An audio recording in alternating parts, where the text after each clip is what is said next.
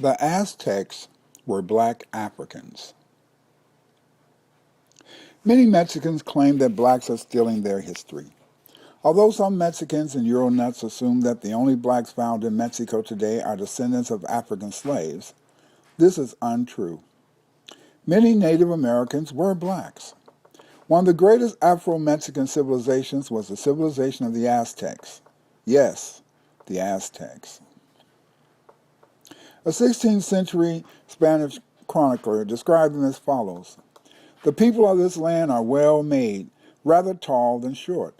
They are swarthy as leopards, of good manners and gestures, for the greater part very skillful, robust and tireless, and at the same time the most moderate men known. They are very warlike and face death with the greatest resolution.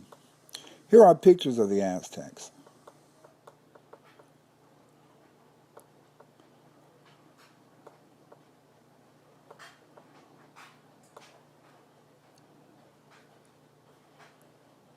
The Aztecs were not Olmecs.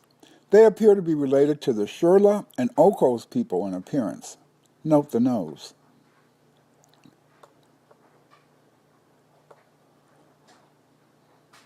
The Aztecs were original black Native Americans who lived in central Mexico.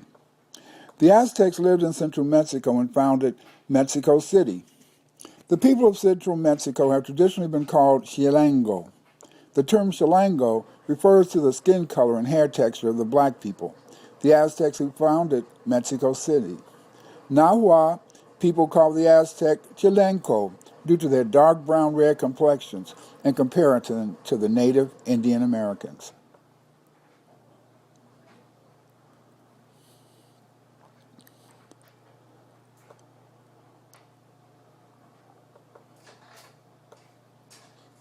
The Maya called the Aztecs and other central Mexicans Xilan. Xilan in Maya means curly or frizzy-haired. Here we see the last two Aztecs, and we also see people from Shirla that come from early Mesoamerican pottery. And as you can see, note the curly hair of the Aztecs and Yokos. The Aztecs were related to the Ocos and Shirla people, who were already living in Mexico when the Mandi-speaking Olmec arrived in America 1200 BC. The fact that the Shirlas and Ocos look like the Aztecs suggests that there may have been millions in the area, millions of blacks when the Spanish came on the scene. Many of these native black Americans were exterminated by Spanish and native Indian American groups. The blacks, or Costa Chicas, or Negro Costa Chicanos, lived in a region where numerous artifacts have been found that indicate that black cultures thrived in western Mexico, Belize, and Guatemala, almost 200 years before the Olmecs sailed to Mexico from Africa and landed on the Gulf coast of Mexico.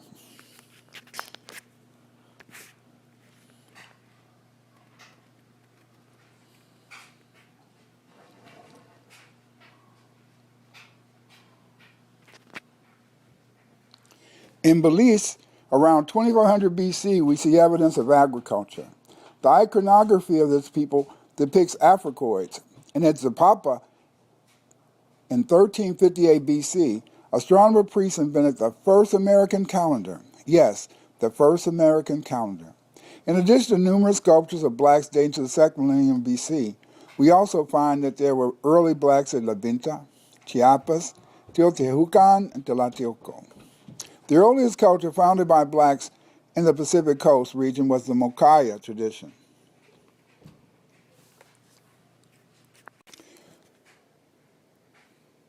The Mocaya tradition was situated on the Pacific coast of Mexico in the Soconusco region. Sedentary village life began as early as 2000 BC. By 1700 to 1500 BC, we see many African communities in the Mazatlan region. This is called the Barra phase or Ocos complex. During the Barra phase, these black villages and the villagers within them made beautiful ceramic vessels with 3 legs. They also made a large number of effigy vessels. The figurines of the Ocos are the most significant evidence for blacks living in the area during this period. The female figure from Aquiles Orden is clearly that of an African woman, and if you note, her hair was curly or braided. The blacks of Mocaya tradition were not Olmec. The tradition of the civilization of Maya began 700 years before the Olmec arrived in Mexico. Yes, there were already blacks in Mexico before the Olmecs. The Aztec were original Native Americans who lived in central Mexico. They're related to the Ocos or Cholos people who were already living in Mexico when the Mandi-speaking Olmec arrived in Mexico along the Gulf Coast. Here's a 16th century Spanish description. The people of this land are well made, rather tall than short. They are swarthy as leopards, of good manners and gestures, for the greater part very skillful, robust and tireless, and at the same time the most moderate men known. They are very warlike and face death with the greatest resolution. Both leopards and jaguars are not usually dark, swarthy. The writer must therefore be referring to those that are melanistic, completely black or very dark. They are known as black panthers. Physical anthropologists use many terms to refer to the African type represented by Olmec skeletal remains, including Armenoid, Dungolan, Lapanoid, and Equatorial. The photo of the last Aztec couple and evidence of African skeletons found at many Olmec sites described as Armenoid by Wiercinski and Chan, and their trading partners from the Old World found by Dr. Andres Wiercinski, prove the cosmopolitan nature of the Olmec society. This skeletal evidence explains the discovery of many African tribes in Mexico and Central America when Columbus discovered the Americas. Armenoid refers to a Negro or African people. The skeletal material from Tlatelolco, which has been described as Armenoid, make it clear that Africans were a predominant part of the Olmec population. These Olmecs constructed complex pyramids and large sculptured monuments weighing tons. The Maya during the pre-classic period built pyramids over the Olmec pyramids to disguise the Olmec origin of these pyramids. Here we see a Tlatelolco dancer.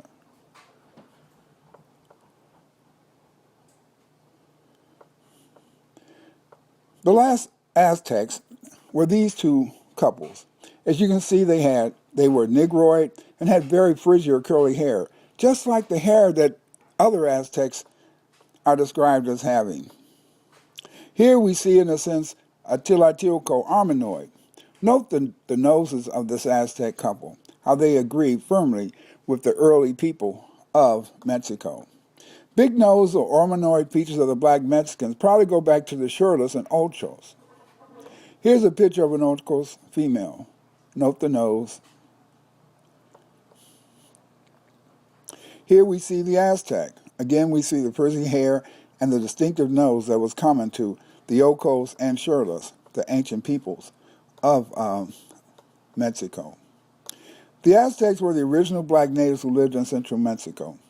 As you can see, they were related to the Ocos and Cholos people who were already living in Mexico when the Mandi-speaking people arrived. Just look at those noses. May I say more? They belong to the Armenoid type. Alonso de Zorita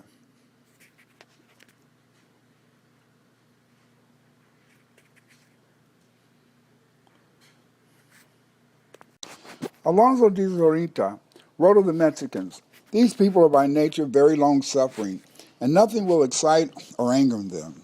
They are very obedient and teachable.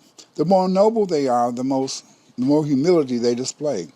This description suggests a meek and spineless people, very different from the Aztecs of popular imagination, who are forever shedding blood on either the altar or the battlefield.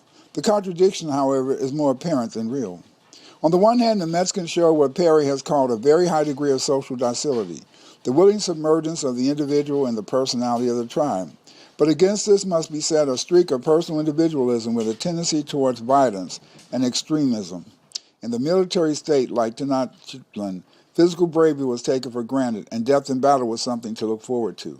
As a Mexican poet put it, there is nothing like death in war, like the flowery death so precious to him who gives life. Far off I see it, my heart yearns for it."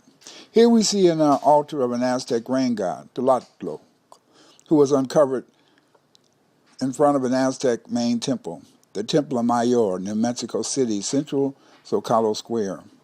This is an 11-foot monolith, which is still mostly buried. It is potentially the most important discovery of the Aztec. Some archaeologists speculate the stone slab could be part of an entrance to an underground chamber.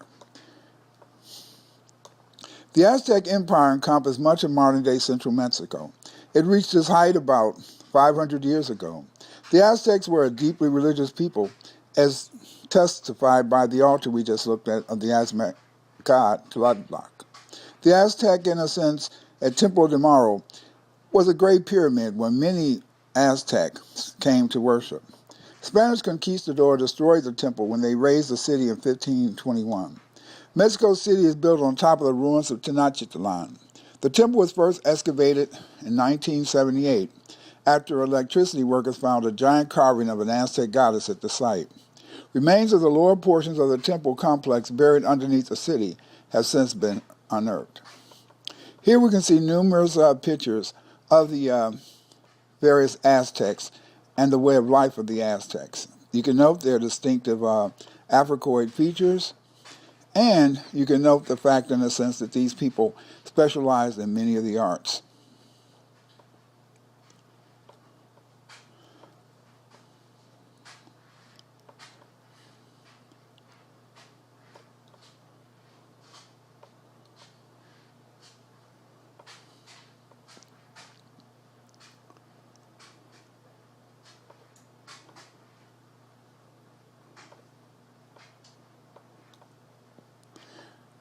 Don Pedro was a Mexican soldier.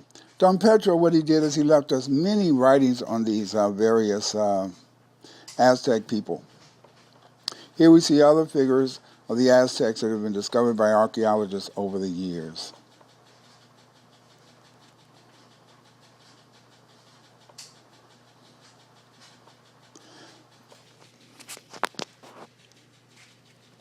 Many of these artifacts come from the Codex Mendoza. And the Codex Mendoza is very important because of the fact that it has some very good information about the Aztecs. Here you can see a copy of Quetzalcoatl.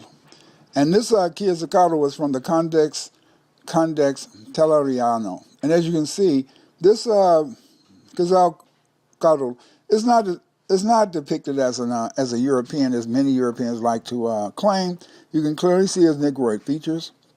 You can see the conical hat of the priest that Quetzalcoatl represented. Here we see, in a sense, some of the Aztecs, and you can see the Aztecs with their distinctive jaguar garments. And now this person with the jaguar shows, in a sense, the important role of the priest in political and religious affairs.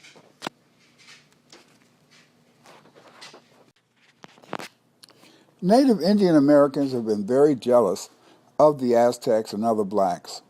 Although today many Mexicans like to claim that blacks are trying to steal their history, it's the other way around. The Indian Americans are trying to steal the history of the blacks, such as the Aztecs. One of the important documents that relate to the relationship between Indians and the blacks is the Dance of the Black Giants. The Dance of the Black Giants may explain the race war which occurred in ancient Mexico. During this war, blacks defeated the whites. The red men, Mayas and Nahua, served as pawns. The whites were defeated by the blacks. The Reds and Maya probably felt that when the whites returned, they would join the whites to overthrow their black overlords, which the Mexicans did when the Europeans came, or the Spanish. In the following episode apparition, the vicissitudes undergone by the white giant who has fallen into the hands of his rival are mimicked. Here we can see pictures, and here we see the white giants and the black giants fighting. The black giant intimidates his opponent by beating the ground ferociously with his sword, while he makes menacing gestures and movements in the hopes of touching or wounding the white giant, who defends himself as best he can by trying to evade and repulse the thrust. The battle is suspended at intervals while the giants pay homage to the sun, but is then immediately resumed with greater fury. During the whole episode, the black giants maintain a menacing stance, not only toward his rival, but also toward the huge audience witnessing the spectacle. Both actors watch each other constantly, trying to take advantage of the smallest error of the other. For whole minutes they are motionless, like statues, then cautiously cross swords as they dart glances around in all directions, as if fearing some invisible danger. Then they come to grips, and each places the point of his sword against his opponent's neck. a tragic pose that lasts but an instant. Finally, the black giant succeeds in decapitating the white giant because his power is greater, an episode that for the short day represents the moment when our Lord was suffering under the domination of the bad spirits. As you can see, many of these Mayas remember the blacks as bad spirits. They're very jealous. They see blacks, in a sense, as people who they should, be afraid of.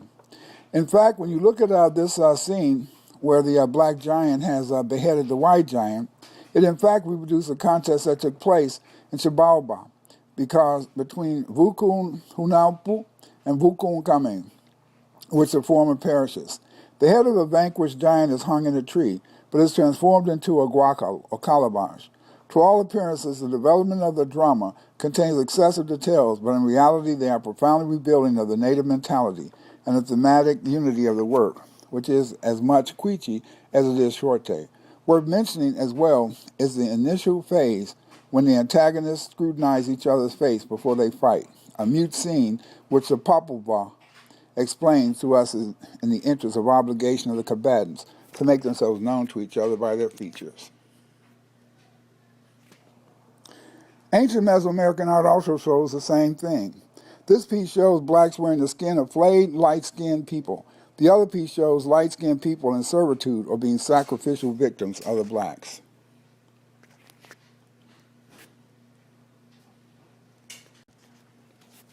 Many of the codexes that have been written recording the Aztecs were not written by the Aztecs themselves. As a result of a note of caution, these codexes were written or commissioned by whites after the conquest, and these are copies of the originals. Experience tells us that the white man will change artifacts to suit his purpose. But here you can see examples of the Aztecs from the Codex Bourbonicus.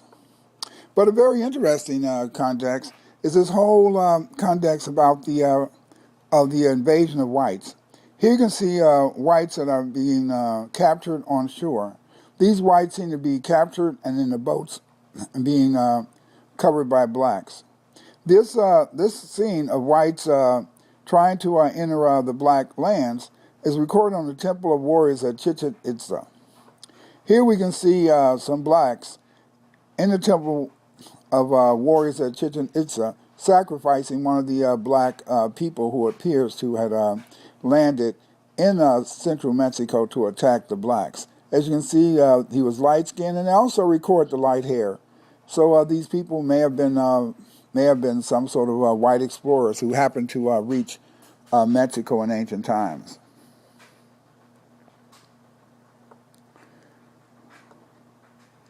Now we can see other scenes in which the Aztecs record their own progression. The Aztecs, we must admit, were violent people. They did fight, and they did want to ensure that they were respected by the other Indians. But much of this cruelty may have been the result of the fact that the Indians themselves were, always fighting the black Aztecs, and they had to defend themselves.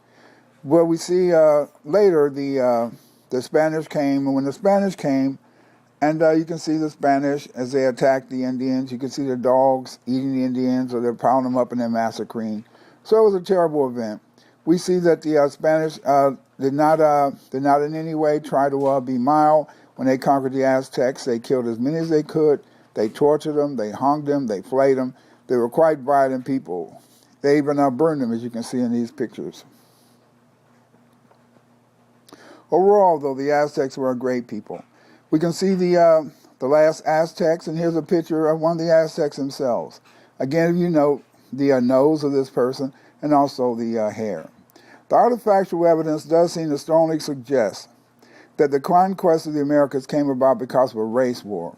Apparently, these light-skinned people of Mongol extraction saw white Europeans as potential allies and took advantage of the coming of white Europeans to free themselves from what they felt was black tyranny. This tyranny was the tyranny that they felt they were experiencing from the hands of the Aztecs. They became allies of the Spanish, and for their service were initially spared. That changed later. As a result, the Mexican Indians decided that they would join the whites in battling the blacks, if whites ever returned. This would explain the Mexican tradition of the return of the white gods. Below is Gerard's description of the giant's dance that we discussed earlier.